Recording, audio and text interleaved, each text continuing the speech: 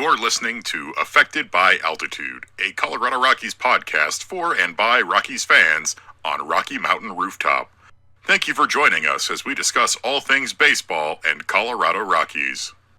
Hello, everybody. Welcome to a new edition of Affected by Altitude, a Colorado Rockies podcast, part of the Rocky Mountain Rooftop Network, part of the fans' first sports network. I am your host, Skyler Timmins, and if you're watching the video version or you're seeing the description of this episode, no, this is not an episode of Every Rockie Ever, despite the fact that I'm joined by my older brother and co-host of Every Rockie Ever podcast. It's Dustin Timmins. Ahoy, hoy. We're really scraping the bottom of the barrel to get me on. It's kind of a last-minute audible. Evan has been sick all week, and his voice is shot. And so, kind of last minute, I figured, I'll get my brother on here, because he is technically part of this whole thing, as I refer to him as the unpaid intern for Every Rockie Ever. And I listened to all the episodes of Affected by Altitude anyway, so Yeah. I have commentary as you guys are commenting. Yeah, no, it's fun to be able to do this, because when we're not podcasting, usually Dustin and my conversations devolve into just talking about the Rockies and basically the entirety of what an episode consists of. We just do on a typical basis whenever we do end up talking on the phone, or even after recording an episode of Every Rockie Ever, we just sit there for 10 minutes talking about stuff.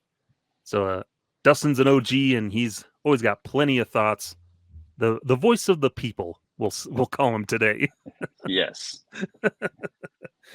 But it's been an interesting week for the Rockies. They're finishing up a road trip. Currently, at the time of recording here at the start, they're in the top of the 13th, trying to avoid a sweep of the at the hands of the Chicago White Sox, the worst team in baseball. Rockies right behind them there, and it's been a brutal series, Dustin. Oh, it's been an awful month of June when they, in typical Rockies fashion, they kind of, hey, maybe this team's figuring some things out in the month of May, and then the June swoon. Yeah, I've seen people on Twitter. Why are we surprised? Every year, June comes around, but the only positive thing I've seen out of this, Skyler, is like they say, the heads are starting to roll. There's some changes. We're still getting the same results, but it's been bad against Houston. I really didn't have any hopes for them. But against the White Sox, the worst, they're averaging 2 runs a game, and we're making them. Oh, it's been just terrible. Well, it reminds us of when they went to play the Marlins in April. We're like, okay, the Marlins are worse than the Rockies are right now. We're both pretty bad. We can probably take the Marlins. And then we got swept and end up getting swept by the Marlins. And so it's pretty ugly, and that's close to what's happening with the White Sox. Who knows? By the time we finish recording this, we'll have that result, and we can continue to expand on that. But it's been a rough month of June. Thankfully, it's over. One of the worst months of June in team history. A historically bad month. One of the worst. They are off to the worst start in club history through the first couple of months. We'll get into all of that later on in the show, but the big thing that Dustin alluded to this week, heads have started to roll in a sense that there's some changes happening with the roster, some much needed changes that kind of been a long time coming. Where first, utility infielder Alan Trejo was designated for assignment. He is now a free agent. He chose not to go back to Albuquerque. And then the surprising one, Sunday morning, Elehuris Montero, the key prospect of the Nolan Arenado trade, designated for assignment as Elias Diaz activated from the injured list. Now we also got a couple of guys coming up. Riley Pint is up from Albuquerque just to give him a look in the bullpen. But Aaron Schunk, the utility infielder from Albuquerque, gets the call up to Colorado. And we'll start here with Alan Trejo. I think that one's kind of been a long time coming. It was not a matter of if, but when does Alan Trejo kind of get knocked off the roster? Well, he got knocked off of it last year, and then made his way back with the Rockies, and defensively pretty solid, but they're just the bat just wasn't there for this very small amount of time that opportunities that he got. It's too bad, but that's the Rockies having a surplus of guys that I don't know, Bud Black gets fixated on certain guys and then throw some little breadcrumbs to the rest, and then so I wasn't surprised that he selected free agency, because what else is there to do with the Rockies, especially when they send him down and bring up one of their other little prospects from the minors. Yeah, and spending 4 years with the Rockies, total of 173 games, he hit 228, 276, 334. Showed some promise at times in 2022 and 2023, getting a little more playing time. But you look at his stats and you're like, it's utility infielder. He's never going to be an everyday guy. They're pretty expendable players. And in the year like the Rockies are having right now, you can't really afford to just keep throwing him out there when you can look at other guys and kind of give them a look. And so that's kind of the reasoning behind bringing up Shunk. Solid year down in AAA this year so far. He's got like 7 home runs. He's a much better bat than Trejo. And he can play second and third. He's added in shortstop a little bit to get familiar there. So the hope is, well, here's a guy who can come off the bench. I think they're start in the midst of 17 straight right now games. And so there'll be opportunities for him to start. He started here on Sunday and everything, but time to start getting some looks at some new guys for the coming years, because Trejo had no future here. Well, that's the thing. These guys that we've seen what they bring to the table, and in this wash of a season, the only thing that to rebuild is to see what we got in the prospects. Bring up the young guys and let them roll with it. Let them get their opportunities. If they're so wound up, and they got to see what it's like to be a big leaguer, to travel on the road, to check into hotels, and fly on an airplane, those kind of things. Okay, great. We're going to knock that out this year. They're going to go on their very cold streaks offensively. They're going to get infected by the Rockies' offensive bug. They're, the negative side of it. And they're going to have to accommodate themselves to it. That's the best thing out of this season. And sadly, we're going to have to let go of those guys that, you're not part of the future. And that's where Trejo falls in. We're really good defensively. He's got a good solid glove, and he showed that off in the World Baseball Classic last year, but there's just nothing there offensively off the bench. When there's some of those games they've had this year where they throw out the B squad on a day game, the getaway game. And you look at that lineup and you're like, ugh. Outside of Ryan McMahon and maybe Tovar in this lineup today. Yeah, it's not good, but him going away now. Another one, Skyler, that we didn't mention is Coco Montes shipped off to Japan. So now we're starting to see these guys that they had plugged in the last few years. All right, we've used you up, and now we got to bring the youth. Yeah, or just a different look, because man, you're not producing as a big leaguer, and that's the big one where it seemed like it was time. It seemed like it was coming ever since Michael Toglia came up, especially at some point. It's like the Rockies need to do something about Elehuris Montero. They need to figure out what to do with him, and looks like they finally have by designating him for assignment. He's currently on waivers. We'll see if anybody claims him or what happens, or if they just plain out release him, or if they do send him down to AAA. But this was a move that seemed to be a long time coming, Dustin. One that I think a lot of us are like, it's about time that they just did something. Well, I think you tweeted that this is Bud Black's birthday present to get him off of his roster, because he, bless his heart, It just never translated at the big league level for him. If he goes down to AAA Albuquerque, he's going to light it up like he always has, and everybody else in the PCL. But on the major league roster for the Rockies, he does not belong. Ever since Arenado left, we don't care what we got back because it's all been a wash. Austin Gomber here and there, okay, whatever.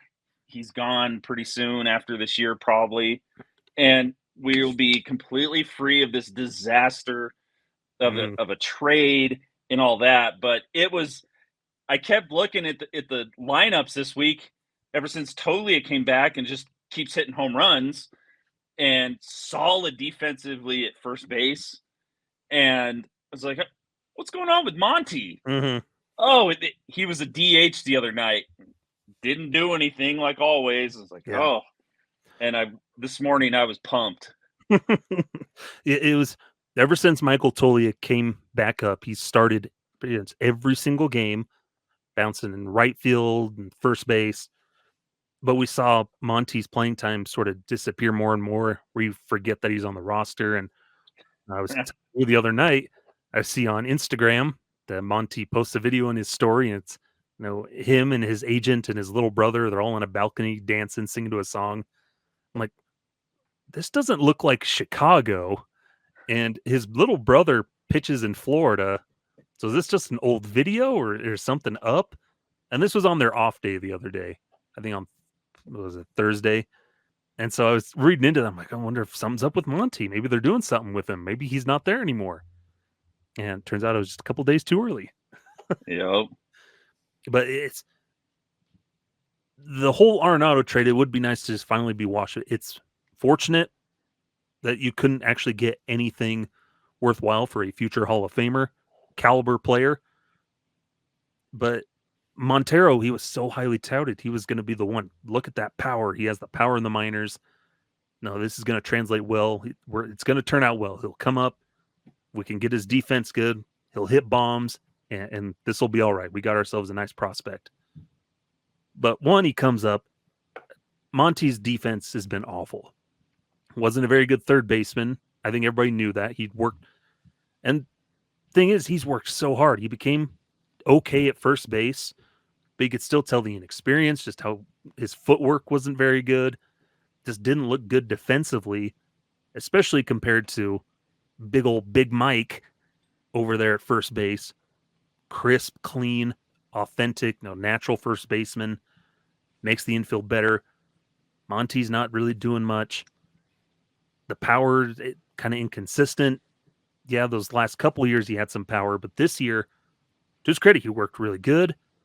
He lowered his strikeout rate, increased his walk rate, but at the cost of his power. There was no power this year, which was his calling card, and it wasn't there. Yeah, it was just hard singles. It wasn't even hitting gap shots or anything. Yeah. It was just hard ripped singles. Or he was super late and lays it past the second baseman. But that does us nothing. Yeah. It was so frustrating because now we'll see him go to, if he stays with the Rockies and goes to Albuquerque, and we'll see him just go on a tear and hit bomb after bomb after bomb. Or he goes to another organization and all of a sudden he's that 300 hitter hitting 20 home runs. But that's the way it is. Yeah. Like he would hit the ball hard at times, but it's smoking it right to a fielder. Fly ball smoked well right at the center fielder. Line drive, ground ball right at the second baseman. So it's just, you can look at the analytics and the expected things and whatnot, but at the end of the day, you have to look at the actual results you're getting. Was there some unluckiness there? Yeah, probably, but that's how baseball works. But just, he wasn't doing anything. And unfortunately, it's just another detriment to just how the Rockies operate. Good at identifying talent. Because there's no denying Monty was a talented hitter coming up through the minors and everything, and has that incredible work ethic. But they don't know how to take that talent and still refine it and develop it. into a blossomed player. And now he's 25. They've kind of jerked him up and down from AAA and to Colorado. He was out of waiver options this year. And so I think that's the credit with Chris Bryant being injured this year. Monty got a good look at first base, got a good long stretch of playing time, and did nothing with it. And so finally you have to wipe our hands clean of this and move on. If nobody claims him, okay, we'll give him, see what he can do. Maybe he gets another chance later in the season, or we can flip him for something else. But I think right now it's about time you make that hard decision and say, okay, we're done, Monty. Yep. That's bye. Wishing the best of luck. Yeah. Because the guys love him. Super good guy, good kid. But then what also helped, I think, expedite this is, like you mentioned, the performance of Michael Tolia, who's come in back up from AAA.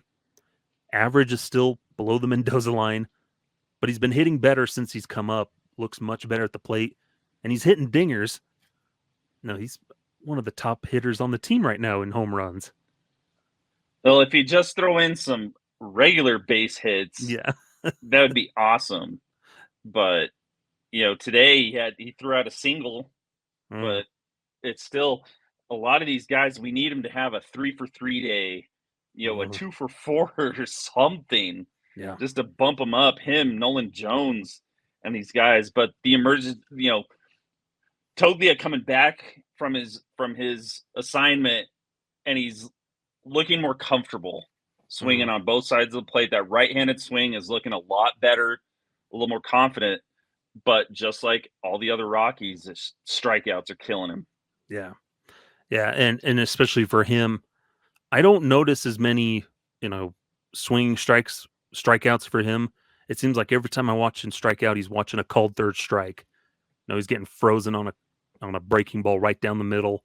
He's getting fooled on those. Those are the strikeouts that you're like, come on, man. I can understand chasing a slider in the dirt. I can understand those. But when you're watching a little bloop plop right down the middle of the plate, you're like, come on, Togi. But so he looks better, and he has that pop. When he does connect, oh boy, he's sending those a long way.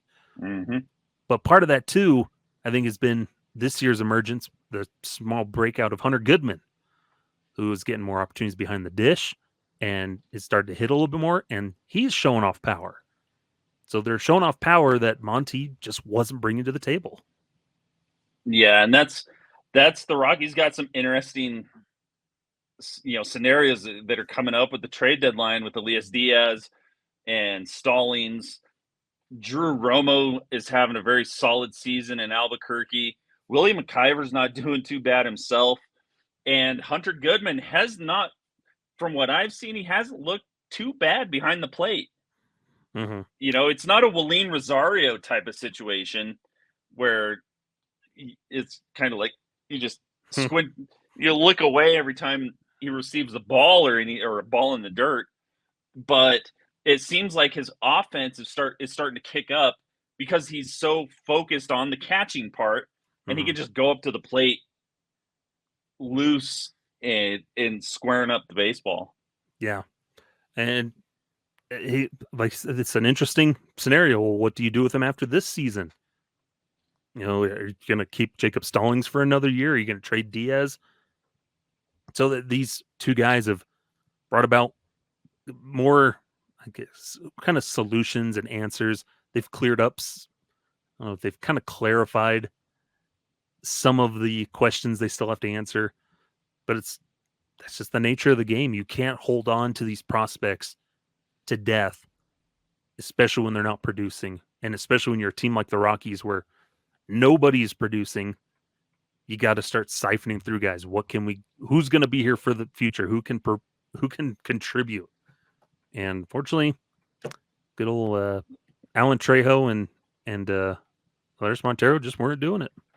It's like Linus and his blankie, or little kids with that favorite stuffed animal or their little blanket that they just wear it out completely and do not want to let it go. And by the time they do, it's just broken down, ripped apart. It doesn't have any stuffing in it. It's got the holes and everything. And that's what the Rockies have always done with these prospects. Raimel Tapia pops in my mind. Everybody, oh, Raimel Tapia, oh, Raimel Tapia, and then it was to the point where it's like, well, we have to play him because we can't send him down anymore. And this is what we got. You know, that's what the Rockies always do. And we're seeing, all right, Montero, same thing. Alan Trejo, there you go. That's what we're at. And now we'll use up the same thing, hold them up, not give them the fair deal unless they're a total breakout star like Tovar, and some of these guys, but they're very few and far between. And then it's and that's always the criticism of the Rockies, is that they overvalue their own guys. They think their guys are more valuable than they actually are. And so that's what they do. They hold on to them tight. There's nobody more special than my prospect. This is my special boy. But then you look where's Raimel Tapia right now? Where is he? Where's Dom Nunez? Where's Jonathan Daza? Where's Harold Castro right now? Oh. There's players that you give them a look, but they're just not doing anything. And then when no other team wants them, it kind of says a lot about the way you run your organization and how you're developing guys. Where if they don't make it with you, they're probably not going to make it anywhere. And that's what's so frustrating. There, you see this development, wow, in the minors, but once they get to the big leagues, it's bad, no good. Yeah. So interesting roster shuffling, but it's good to see them making some of these hard decisions. Maybe a little late on some of these decisions, but at least they're starting to do some things. And as we get into the month of July, trade season coming up, there's some more decisions that have to be made and everything. So we'll definitely be covering that later in the month as we get closer to the trade deadline and other things that happen. But we'll go ahead and take a quick break here on Affected by Altitude. Don't go anywhere. We'll be right back talking about some historical first half things. So don't go anywhere. Welcome back here to Affected by Altitude, Colorado Rockies podcast for Rocky Mountain Rooftop Network. I am your host, Skyler Timmins, joined with my older brother, Dustin, talking all things Rockies as we still record this. It is now the 14th inning. Rockies up 5-4 against the White Sox. Yeesh. We started recording this in the extra inning, so we'll see if which one comes to an end first. But the first half, or we're in the second half of the season, basically. It's minor leagues are in their starting their second halves, but Rockies have played 81-ish games, whatever, a little over that. So we're in the second half of the season now. Get close to the All-Star break thing, but pretty forgettable first couple of months for the Colorado Rockies. Horrendous April and June. Pretty decent May. A more tolerable month of May. But the Rockies are going to go down as a historically bad team in 2024 with just the amount of random records that they have been victim of or participated in. Just all these weird things. And honestly, the worst first half, I think, in Rockies history. They're off to their worst start record-wise, topping the 93 and 2005 teams. This is one of the worst teams in baseball history these past 3 months. Aren't they only on pace to win 54 games? Yeah, something like have 106, 108 losses. Oh, it makes me hurt. Like my insides hurt because of how awful this team. And they find creative ways to lose and to string losses along. Just an absolutely terrible starting rotation, a terrible bullpen, awful. The offense with Bud Black, these are the darkest days of Colorado Rockies offense, in his whole tenure. And it's so mind-boggling to me that him and the rest are still employed. Mm-hmm. It's so, but like you said, every night listening to a broadcast or seeing on Twitter, Patrick Lyons throws those out all the time. These random facts and stats that the Rocky, and they're nothing good. Mm-hmm. Or then there'll be this random one that's like, oh wow, the first guy to steal. What was it to steal? What was the one McMahon had when he? Yeah, he was like just the third to steal home in like Rockies history at a certain time or something like that. Oh, just crazy things. Yeah, and really that we'll hop into that. I've been slowly bookmarking tweets when I see them, and I think folks over at Purple Row have been keeping a running chart. There'll be some articles about this at some point, but the Denver Post, Patrick, or I'm not sure if it was Patrick Saunders, but someone at the Denver Post just kind of highlighted that first half and just the awfulness of it. But really, the omen was on opening day when they get lit up by the Diamondbacks with the 14 runs allowed, 13 hits, and 18 batters faced in the third inning. Represent the most in all categories by Rockies pitching in a single inning in franchise history. It was are tied for the fourth most by a team in an inning, or scored by a team, are the fourth most in an inning since 1900. So the Diamondbacks make history with that. 13 runs in the third were the most by a team in an inning on opening day in at least the last 50 years.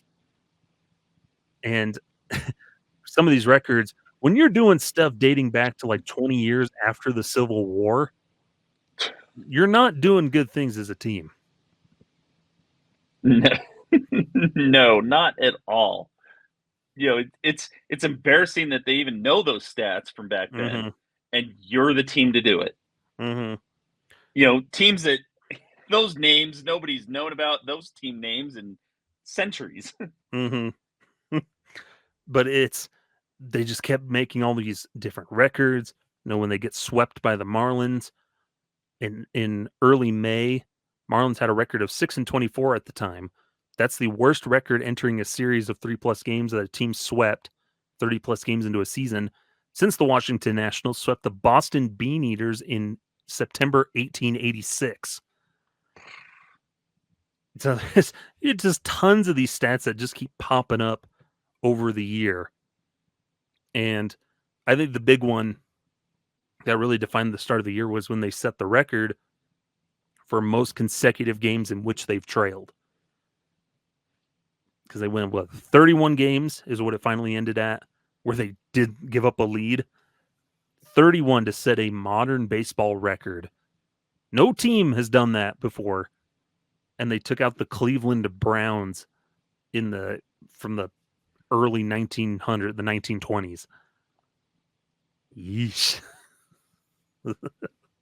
Yeah, and it's so frustrating because there's times where we get a super solid start from the starting pitcher, but the offense is nowhere to be found. Even the Chicago series, they were saying that there was in today's game when they had 3 singles in the second inning. That was the first inning that they'd ever had consecutive hits during this Chicago series. It is so bad on all ends. There was sloppy defense the other night.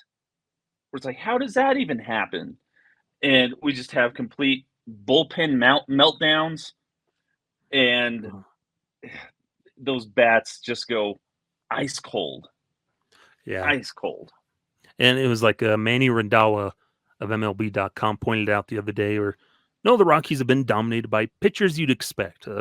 Jose Barrios, Aaron Nola, Ranger Suarez, some of those big, more notable guys. You can even throw in guys like Jared Jones, the rookie for the Pirates.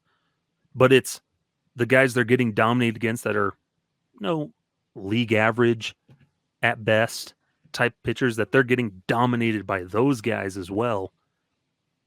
And it seems like those guys then are oh, this guy has a career high 10 strikeouts against the Rockies. I do series previews of these matchups, and every time I write it, this guy is good at getting strikeouts. That bodes well for him going up against the Rockies. It's like every time a guy's taking a mound, he has a chance to go like 6-7 innings shutout baseball against the Rockies. Yeah, or he'll give up 1 or 2 runs and then just complete zeros the rest of the way. Yeah. And it's not even guys that are like solid 3-4 starters. These are guys they just called up the day before who was getting hammered at AAA. Mm-hmm. And he comes up and looks like Cy Young.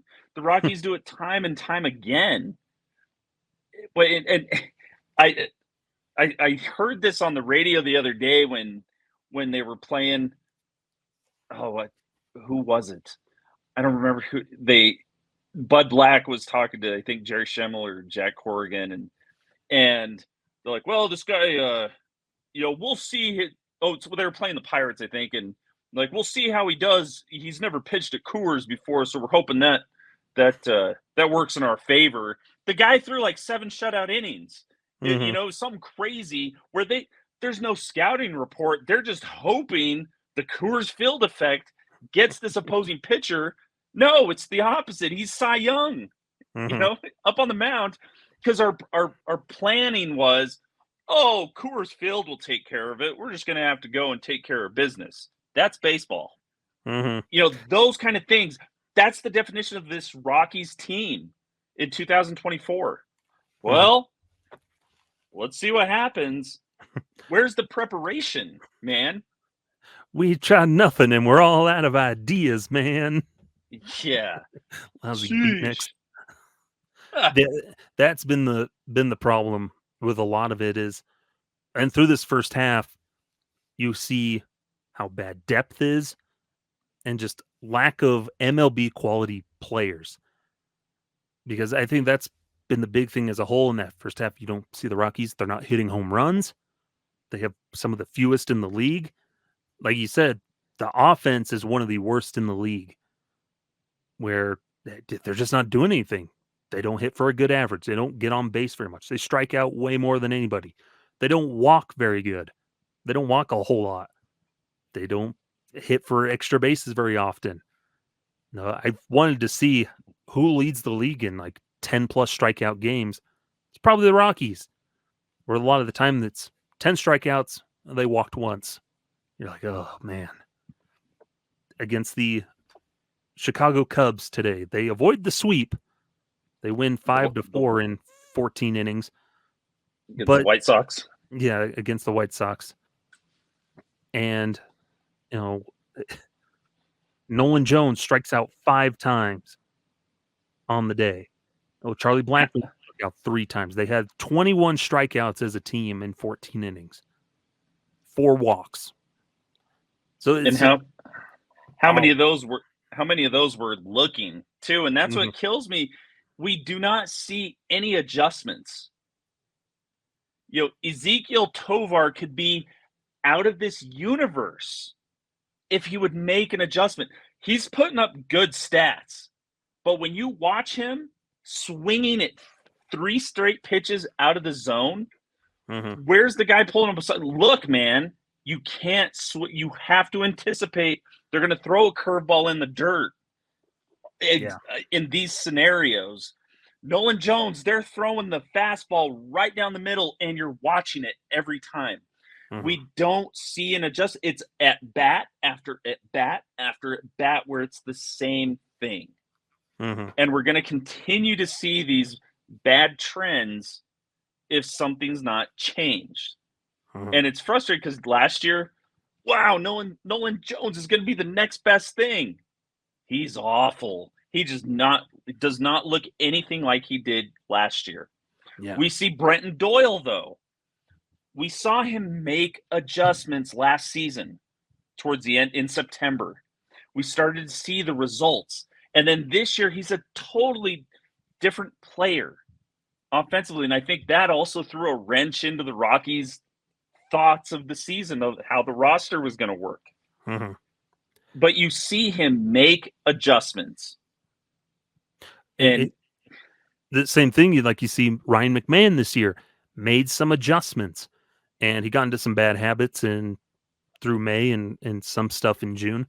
But overall, he's generally improved from what he was last year, a little bit more consistent. There's still a lot of problems with everybody on this roster, and that can go from an organizational standpoint. No preparation. What's the scouting like? What information? How are these guys preparing to face opposing hitters? What are they anticipating? What's their approach at the plate? What are they thinking? Because like you said, it doesn't seem like there's just little tiny tinkerings with some guys, but a lot of it seems like, we'll just go up there and try to put a good swing on it. It's not going to work. Like, that works when you're coaching your son's team. When you're coaching team, okay, go up there and just try to put a good swing on it. That type of coaching works at the 13, 14, 15-year-old level. But when you're at the major league level, you can't just be there and, well, I hope Coors Field takes care of this. Just see the ball, hit the ball, try to do that. Yeah, or, well, if the umpire would make the right call, it would completely change. No, what about all the other missed opportunities? Mm-hmm. But I think, too, the Rockies are getting hosed on check swings, and they're just cursed now. Yeah, I don't know. That's the way. You remember when Mark Stout a couple of years ago, when he was trying to use his like seance sagebrush in the pregame studio? He's wearing the weird like hoodie. Yes, wearing the sunglasses. He's burning the sage to get the good vibes.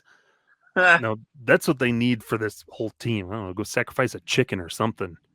Yeah, but where's Joe Boo? I think that's been the most frustrating thing for me in that whole first half, is just how awful the offense is. We expect the pitching to be bad. We've been conditioned for that for 30 years. Like, well, if the pitching can be good enough, we can expect the offense. You just know they're going to hit.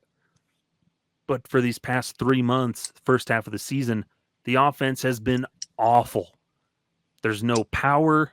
No, I miss the days when the Rockies had, a 3, 4, 5 dudes are putting up home run after home run. Where you could have those guys come up like, okay, we're in good hands. Our run scorers are coming up. You don't have the Rockies roster with the lineup. Yeah, maybe McMahon, but he only has 14 home runs still. Anthony Santander of the Orioles hit his 13th home run of the month just the other day in June. Ryan McMahon leads the team with 14 home runs. Gunnar Henderson of the Orioles has 20-something? That's 30% of what the Rockies have as a team. So as a whole, the power is gone. And the offense is just awful. And that's what's been frustrating for me. We understand what the pitching will do, which we hope would get better. But the offense, there's just nothing there, and it's annoying. Where it's sad that the last Rockies hitter to hit above 300 was Jose Iglesias. Was it Iglesias from a few years ago?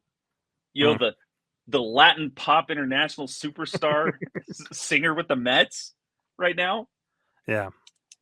Or the last 30 homer hitter was Nolan Arenado in 2019.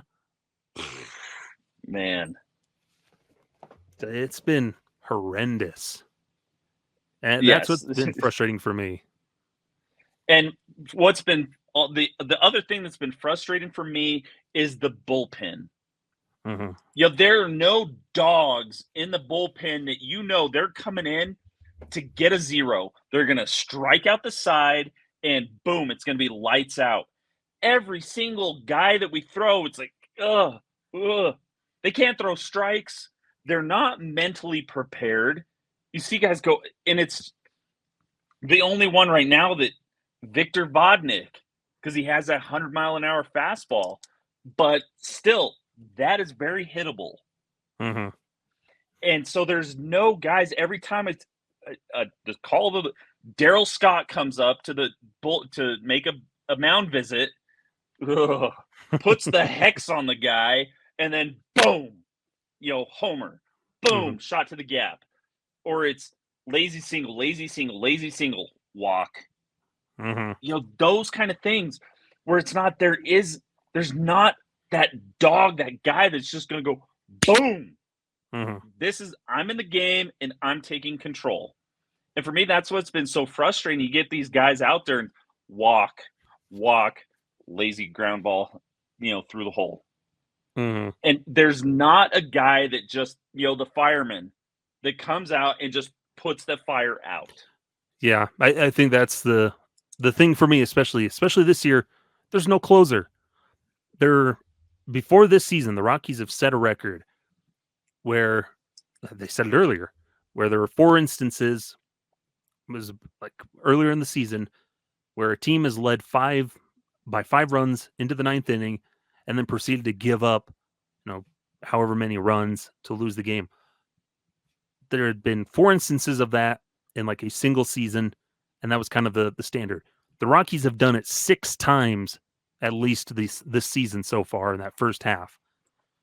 They don't have a closer, and there's no, like you're saying, the fireman. There's nobody coming out, the bulldog that can come out and you say, this game is over. And I wrote about this with Mason Miller of the Oakland A's. I written about this for Fans First Sports Network, where it's been a while since I've looked at a starter, you know, as a fan of the opposing team, as a Rockies fan, to look and see, oh dang, this dude's coming in, this thing's over. Now, whether or not that happens, but he gives you that feeling like this game's over. We have no chance. Like he's just gonna blow it right by you with how dominant he is. I don't know the last time I had that with the Rockies, where even like Greg Holland probably, and he's not the type of caliber you're thinking of in 2017. But even then, it's like, I hope he can get through this. Yeah, what they need, just guys that'll strike dudes out. They're going to throw in the zone, mixing it up. But our guys, we get up 0-2, and then it's like you turn around, it's 3-2. What are they doing? They swung and missed on 2 pitches, and now we're all over the place. Walk. And so there's not that Miller that's going to go in and just throw BBs past dudes and then buckle them up at the knees with the curveball. There's not that arm in the Rockies bullpen, and I don't see anything coming up that's going to save it. Yeah, because it's, how do you develop a guy like that? I think that's the hard thing too, is no, these guys are just diamonds in the rough that you have to find that can come in and handle that role. And I don't know how the Rockies go about figuring that. You can't necessarily develop that. It's kind of hard to develop, but it's a hard problem. How do you figure that out? And so then it goes to, well, how are they going about pitch sequencing, scouting? What's their preparation when they're ready to face guys? And I don't know. And sadly, the Rockies bullpen is just overused. Way too much out there. Way too many times is it, hey, I need you to go 2 innings here. Or, you know, put this inning out and then go out for another one. And these guys are just they get worn out. And everybody sees them so much. And it's also one of those things is, well, I don't know what I'm going to pitch today. I don't know if I'm going to have to close. I don't know if I have to go into the 4th inning and stop an inning and then try to stretch out. I never know what my role is. You know, it's not, all right, Jalen Beeks, late in the game, if we're up and it's going to be lefties, you're going in. No, it's, all right, Jalen Beeks, try to throw some strikes and get us out of the inning. Oh, I'll just give up 3 runs. You know, or Jalen Beeks, I need you to go 3 innings tonight. Coach, I pitched 2 innings last night. That's what I need you to do. It's, you know, who knows, rolling the dice, and he's got little scenarios for everybody in their names and throws them down. All right, this is what we're going to go with today. Yeah. And I do have that record. This was back in June, or back against the Dodgers when they blew that lead in the top of the 9th and Jake Cave lost his mind. but that was the 6th time the Rockies had given up 5+ runs in the 9th inning or later. No team has ever done that more than 4 times in a single season in the history of baseball. And that was on June 18th. Thank you, Patrick Lyons, friend of the show, for sharing that fact. But, and there's so many more records like that. A historically bad first half, just across the board.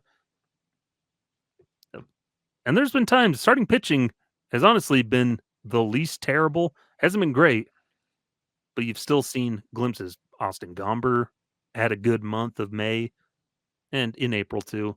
Stuff. Cal Quantrill's been good. Dakota Hudson's had his moments on the road. Ryan Feltner showed flashes. The most recent, the 2 starts from Kyle Freeland looks like classic 2018 Kyle Freeland. Ground balls looking really good. So like the starting pitching's been better, but it still has plenty of problems. And along with, but that bullpen, that offense, those have been just the absolute worst in this first half and just across the board. Just a bad team. A very, very bad team. Ugh. But yeah, we'll close out our ranting and ravings about them and take one last break here. Then we'll come back. We'll try to get a little bit more creative with some ideas to help fix this team. And really, how do you cope with a bad team for the rest of the season when it's already lost? So don't go anywhere. We'll be right back here on Affected by Altitude. Welcome back here. 3rd segment of the show. Skyler and Dustin Timmins here joining you. And we talked about roster changes, how bad that first half was. And now we'll put on our thinking caps. And how do we fix the Rockies? What can we do to help them? And like Dustin said, I think that's the place to start. The Rockies have been cursed. The Rockies are cursed.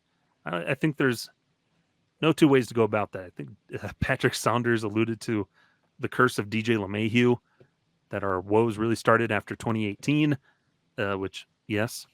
So I think that can be part of it. But how do we break this curse? Dustin, I know you had a couple of ideas.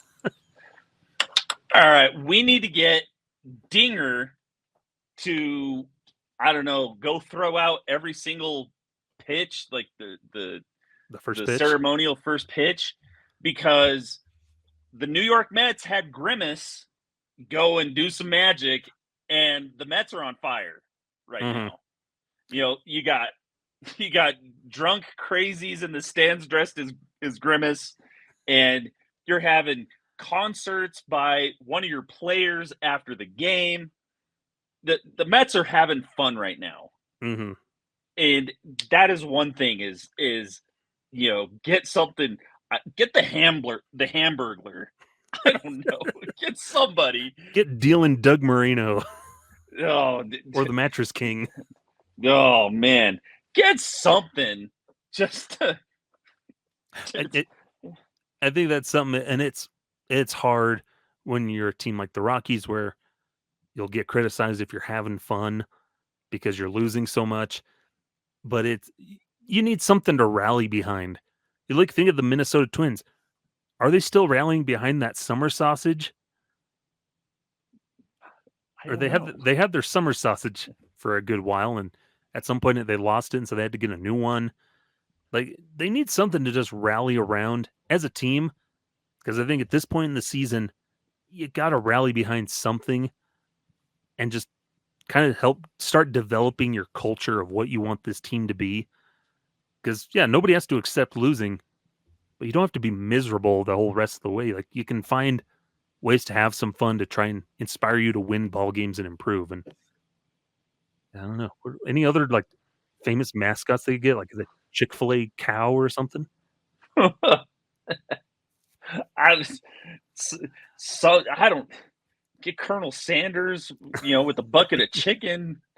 But you know, it's the thing is, you know, there's nothing as fans, like Coors Field is such a fun place to go to. You know, that's one of my favorite places in the world, to be at a game at Coors Field. Even though the on-field product is awful right now, it's so fun to be at Coors Field. Beautiful stadium, especially in the summer sunsets that you get. It's just very depressing when it's, you're hearing "Go Dodgers" chants and stuff. But whatever. But to change this on-field product, all of my ideas go to like rage mode and blow it all up and start over again. But those little things, a ski helmet for your home run celebration, come on, like that's almost as bad as the Utah Hockey Club name right now. You know, it's like one of those, like, that's the best we could do. You know, an awkward little helmet. And so you see these things like, are we trying our best here? Yeah. Yeah, that's the main thing, like, just to get the good vibes going. That's what the Rockies need, is some good vibes, a better culture. Because there's no culture for this team. I couldn't tell you what it is. Like several years ago with some other teams, I could kind of tell you what that culture was like. But even then, the Rockies have always had this weird, we're a pretty straight-faced, stoic team. Like, why? Be goofy, be weird. Yeah. But I think their culture is a lot of the behind closed doors culture. Yeah. You know, I listened to a lot of the broadcasts on the radio, and they interviewed Brenton Doyle's wife, and hearing the stories of how many families travel with them. They're in the game, you know, Mrs. Doyle is in center field. You know, that I think that's awesome. That is something really cool. I don't know if other major league teams do it that way, but I think that's really cool. But it still doesn't define the culture on the field. You know, we do not have the most passion that we've seen from the Rockies was Jake Cave going just absolute bonkers. We saw recently Marcus Stroman for the Yankees just going berserk on a teammate, and then getting humbled by Aaron Judge. Aaron Judge. And so, like, I've never seen a Rockies player do that. Like, getting a scuffle in the dugout. Like, losing sucks, and I'm going to hold myself accountable, and I'm going to hold you accountable. I don't see that passion, that fiery, other than Jake Cave against an umpire. Yeah. Or you'll see Cal Quantrill do it when he gets. We were seeing it more earlier in the season. He'd get a strikeout and he's pumped up off the mound, and he'd bring that competitive spirit. But yeah, it's just a deflated team. Like, they might as well just go out there in gray suits and white shirts and ties, because that's just how it looks like they're playing. That it's just, well, here's my 8 to 9, 8 to 5 in the office.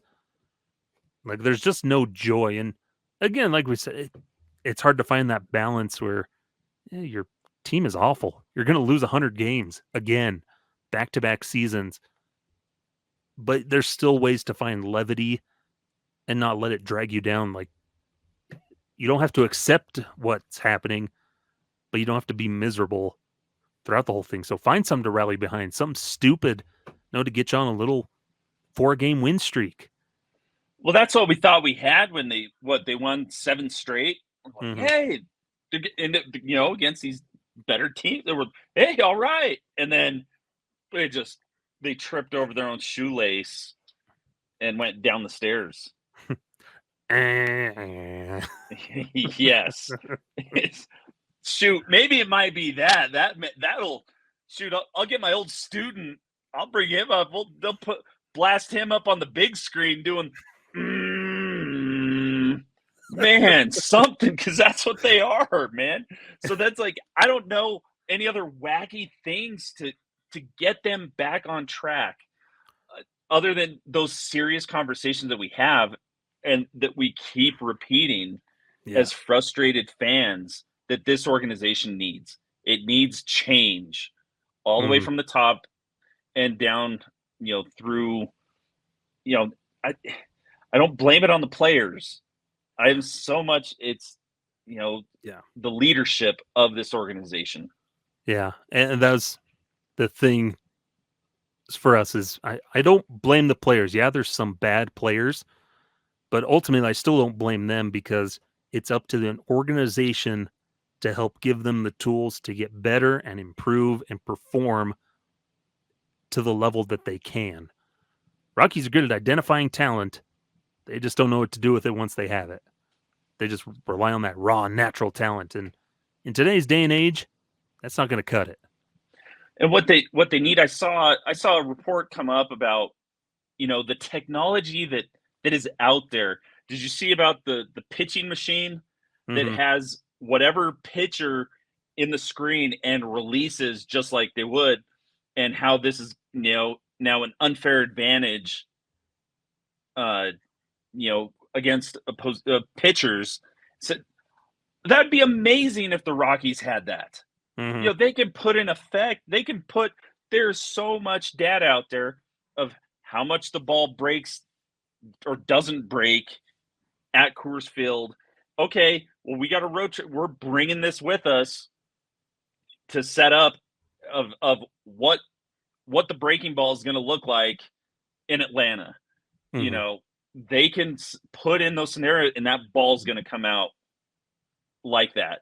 And so my other solution is getting with the times. Yeah.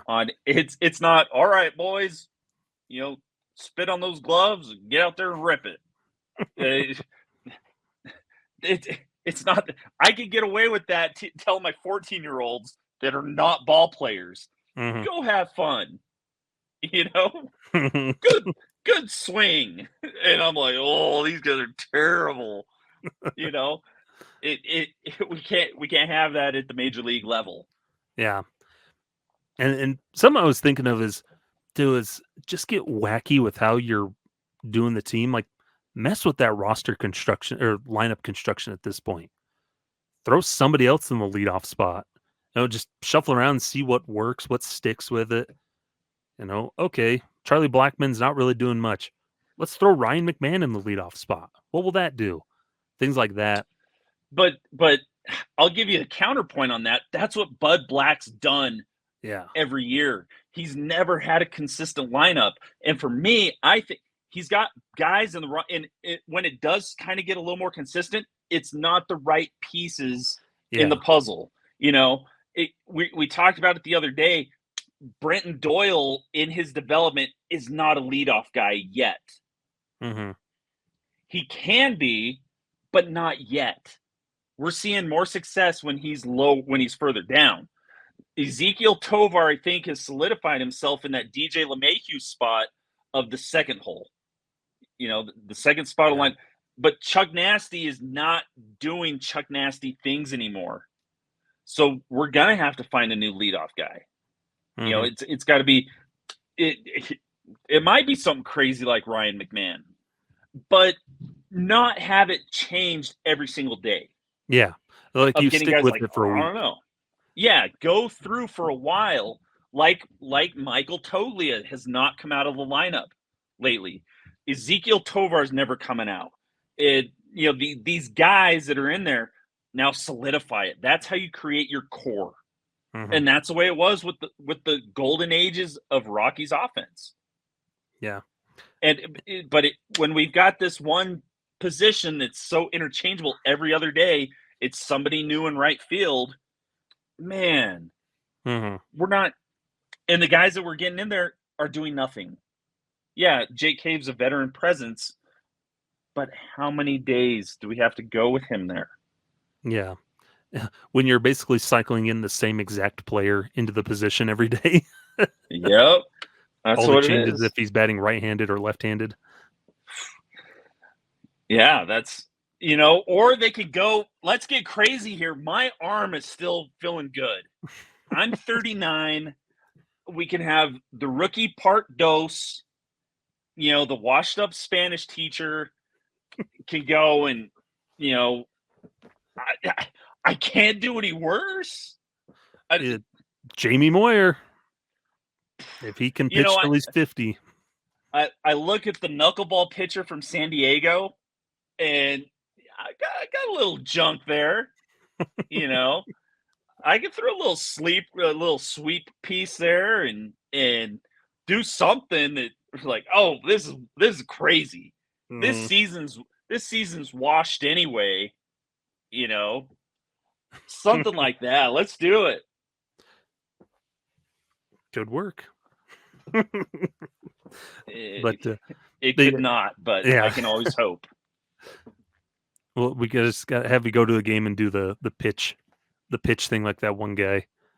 Oh yeah, but it's so embarrassing doing that stuff. We got to get one rigged up. Like somebody's gonna hack the system, and I'll throw it, be like 101, and they're like, oh, yeah, something like that. It's got to be, but then I've got the script already set. Like you said, it's going to be the rookie part dose, and we'll have the moment with my students, and they'll be like, come on, Mr. Timmins, you always tell us to reach for our dreams, but you won't reach for yours. And we'll have that big, that emotional moment, like, wow, you guys are right. And then, somehow we make it in to the big leagues, and this will all work out perfect. Yeah. Well, luckily we might have to start a little lower because teams don't have those open tryouts anymore. So we'll have to use my connections and get you with the NoCo Owls in the Pioneer League. Yeah. You're a little older than they want, but dang, I've got my connection. We can get you in there.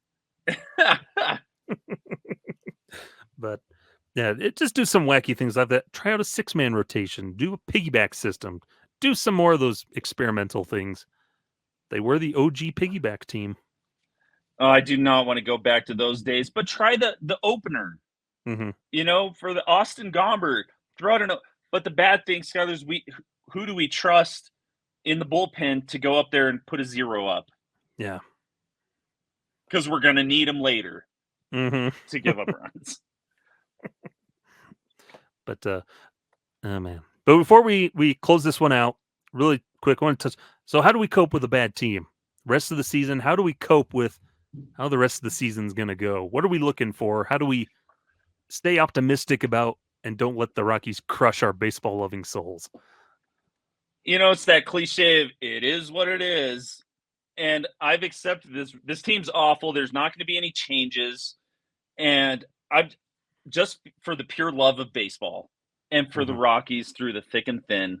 But the thing that I'm most excited that gets me through is we're going to see those guys come up. We're going to see those younger guys get a shot. And we're going to see those moments of their first MLB hit. I'm excited for Aaron Schunk, for Schunk to get his first major league hit. Those are the things that I'm looking forward to. And just all these random records that they're going to set for good or bad. That's what it's, and it's always that hope, every day it's a new ball game. Every day you can wake up and, oh, he's not with the team anymore. Cool. Who's the next guy? You just never know. And especially this time with the trade deadline, what can happen? What are some guys that are going to be brought over? Who's going to be shipped out? What guys are going to get progressing upwards? Ryan Rollison finally is back a little bit. We've got guys in the minors that are doing good things. And, pitching wise, some of the guys we're seeing this too, especially with Victor Vodnik. We made trades last year, and he's not just a prospect that gets lost in the shuffle. Victor Vodnik is now a centerpiece in the bullpen. And some of these other guys they got last year are having some success and some growth in the minors, and they're coming. Yeah. Yeah, and that's for me, that's answer we've shared in the past years too, is just pay attention to the farm system. If you've got a subscription to Rockies TV or MLB TV, you can watch all the minor league games this year. They're right there, right access. There's some awesome broadcasters in the Rockies system. Our friend of the show, Stephen Rice down in Low A. Well, there's Jeff Dooley up there in Hartford. Josh Sushan in Albuquerque. I can't remember the Spokane's, but he's pretty good too. So there's guys down there to watch. There's especially those pitching arms. You're like, man, I can't wait to see Dollander come up and hopefully just punch some dudes out, be dominant on the mound. So I think that's part of his accept what it is right now. Yeah, it's awful. It stinks. It stinks. But there is some good on the way that you can pay attention to. And I think that's the thick of it too, is you just do it for the love of the game. As frustrating as it is, there's still something you can love about the game. Luckily, there's 29 other teams you can follow too if you want. That's what I fall back on, is I always loved the Orioles, and they're looking tough.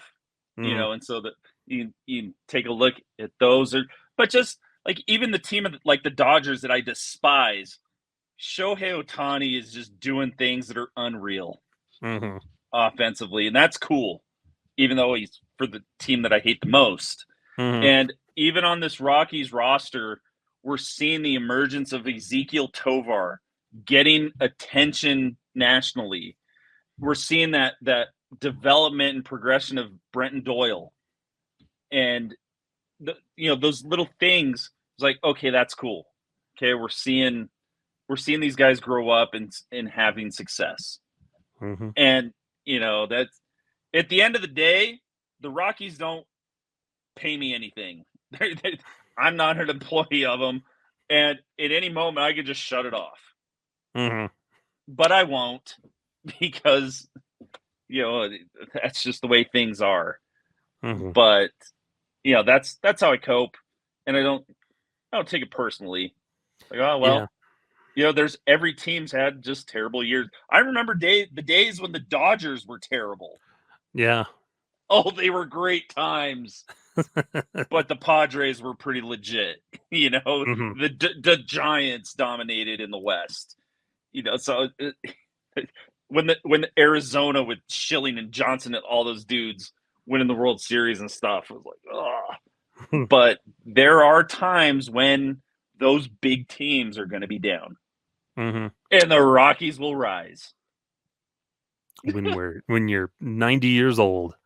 Oh, hopefully there's automatic umpires by then, so we don't. Well, the entire game will just be played by robots, so it'll be like Base Wars. That works. We'll watch some Base Wars. Yes. One of our favorite NES video games. But yeah, it's all good stuff. Well, that'll bring it close here of Affected by Altitude. As always, we appreciate you tuning in along and listening to us, and appreciate my brother hopping on and talking quite a bit, which is always good, helpful for me. Oh man, yeah. When I get going, and I can't nerd out with anybody. I try to with high school students, but there's nobody like at our level of baseball critiquing and whatnot. And so I get to nerd out a little bit with you guys, and that's okay. Yeah. Well, we always appreciate you, and always appreciate all what you do and helping out with our Every Rockie Ever podcast. You can always check out that show at Every Rockie Ever. We just recently had a new episode just this past week talking about Eric Young Sr. and his son Jr., which that was a fun little conversation. And you can always find those, just searching Every Rockie Ever. You can find it on Apple Podcasts and wherever you get your podcasts, and on YouTube under the Rocky Mountain Rooftop label. You can find me at sideline_crowd over on Twitter. And if you want, you can follow Dustin at Mr. T Spanish on Twitter. It's not really active on there, so more on the TikToks doing trick shots and cooking videos and whatnot, but it's all good. Yeah. And always you can go find Evan _Lang over on Twitter. My co-host, find us writing over at purpleroad.com. Evan's got the Monday Rock Piles. I've got the Wednesdays. And then also writing over at Fans First Sports Network. And you can follow us at Rocky Mountain Rooftop. That's ROCKYMTN Rooftop over on Twitter, Instagram, YouTube. Subscribe, follow us, leave a review, all that good stuff. But that'll do it here for this edition, Affected by Altitude. Until next time, I'm Skyler. That's Dustin. Hit him with it. Farewell! Good stuff. Farewell! There it goes. Yeah. The soundboard.